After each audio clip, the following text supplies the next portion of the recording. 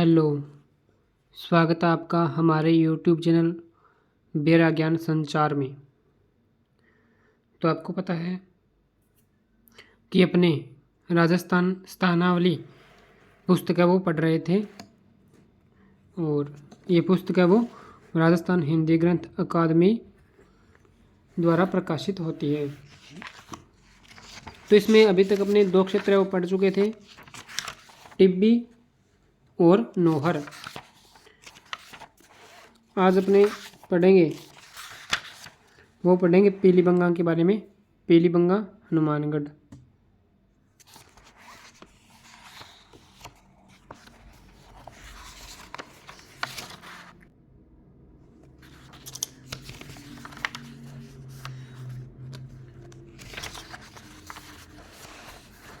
आज अपने पीलीबंगा हनुमानगढ़ के बारे में पढ़ेंगे। पीलीबंगा कहाँ पर है? हनुमानगढ़ में है। तो चलिए पढ़ते हैं।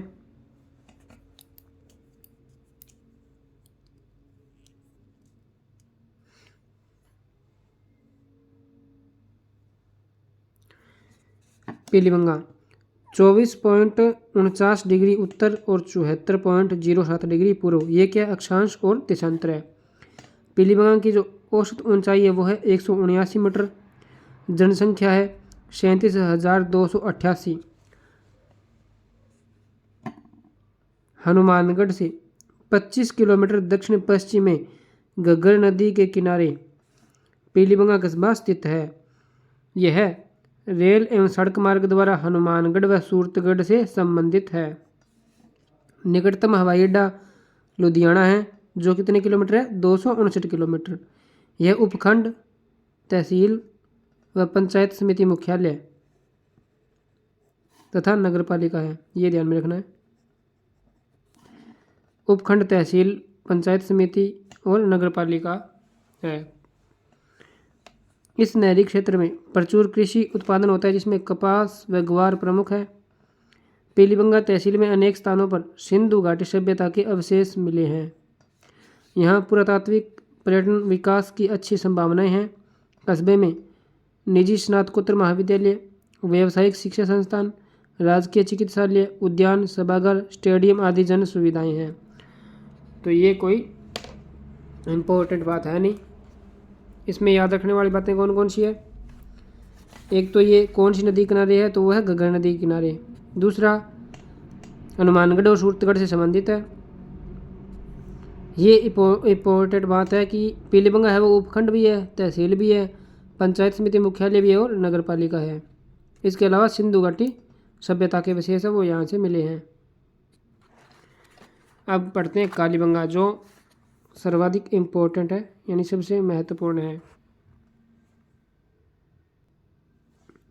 कालीबंगा पीलीबंगा से 5 किलोमीटर पूर्व में है, यानी पीलीबंगा से 5 किलोमीटर पूर्व में है। और पीलीबंगा हनुमानगढ़ से कितना किलोमीटर था? 25। ये ध्यान में रखना।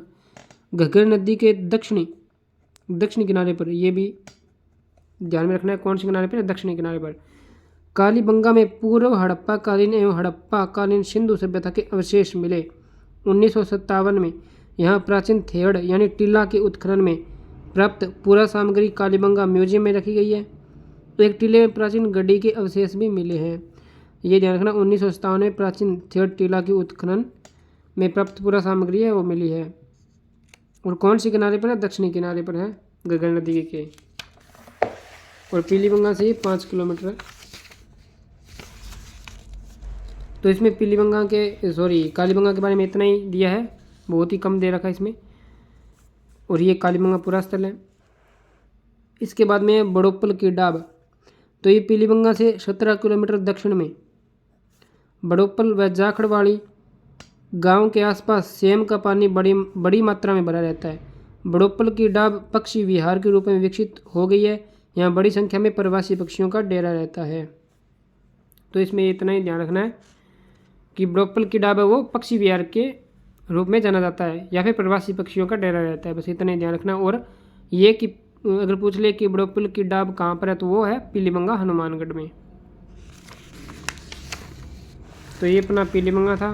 पीलीबंगा में क्या क्या याद रखना है? एक तो पीलीबंगा है वो गगन नदी के किनारे है, हनुमानगढ़ से 25 किलोमीटर है। और इसमें जो पीलीबंगा है वो उपखंड, तहसील और पंचायत समिति मुख्यालय तथा नगर पालिका है। यहाँ पर कालीबंगा है जो कि गगन नदी के दक्षिणी किनारे पर है। 1957 में जो थेड़ टीला मिला था उसका जो पूरा सामग्री है वो कालीबंगा म्यूजियम में रखी गई है। इसके बाद में ये बड़ोपल की डाब है, तो ये पक्षी विहार के रूप में विकसित है। बस इतना इसमें याद रखना है। तो नेक्स्ट क्लास में अपने इसी प्रकार हनुमानगढ़ के अन्य क्षेत्र ही पढ़ेंगे, भादरा या फिर जो भी है वो अपने पढ़ेंगे। या तो आपको ये क्लास कैसी लगी कमेंट बॉक्स में ज़रूर बताना और इस क्लास को लाइक एंड शेयर ज़रूर करना। हालांकि ये क्लास बहुत शॉर्ट क्लास है क्योंकि अपने एक एक क्षेत्र को एक ही क्लास में पढ़ रहे हैं, तो ये एक प्रकार से आप शॉर्ट क्लास ही मानो और आपको देखने में भी ज़्यादा वो है कि समय नहीं लगेगा और आसानी से याद हो जाएगी। और जो भी चैनल पर नए हैं वो चैनल को सब्सक्राइब करें और बेल आइकन को प्रेस करें। धन्यवाद।